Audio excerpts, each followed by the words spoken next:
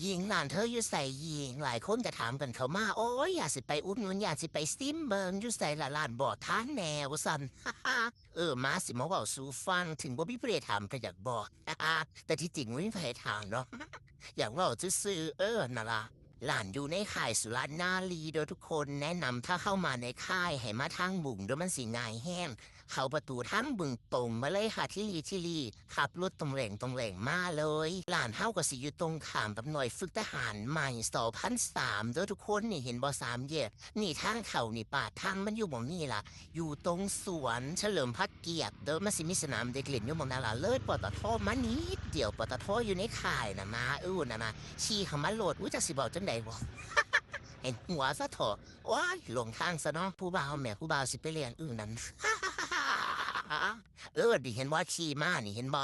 ขี่ม้าประมาณ500 เมตรนี่แหละก็สิเห็นสามแยกหมองนี่แหละสังเกตดีๆโลดนี่เห็นบ่ก็สิขี่ม้าเลี้ยวมานี่มาสิอยู่หลังแหลกเลยมุ้งเลยโอ้ยเสียงมอเตอร์ไซค์โอ้ยเนาะ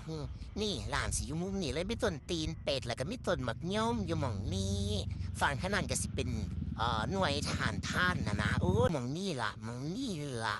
มีหม่อมนางชิวๆมาเด้อขายอีหยังแน่ว่าตีบิงซูจ้าชาเขียวช็อกโกแลตชาไทยบอกเลยว่าแซ่บแฮงเด้อบิงซูน้ำเหนือเด้อเรียนเชิญค่ะเรียนเชิญค่ะผู้ใดหิวเข่าวกับมีเด้อนี่เนี่ยล่ะมีฟาร์มเนี่ยล่ะขายไปกะเพรากับไข่ข้นนะคะอย่างอื่นซุปเปอร์เฮ็ดหญิงบ่จ่าเฮ็ดบ่เป็นแล้วก็ข้านพร้อมโอเคเนาะรับออเดอร์วันละ10 กล่องนะคะข้าวแล้วก็บิงซูวันละ5 ถ้วยบ่เน้นขายค่ะบ่เน้นขายเปิดร้านเฮ็ดคอนเทนต์เนาะ บ่เล่าบ่เล่นซื่อๆขายจะขายนี่ล่ะมีแค่นี้แหละน้ำเหนือเด้อน้ำเหนือเรียนเชิญค่ะเรียนเชิญค่ะ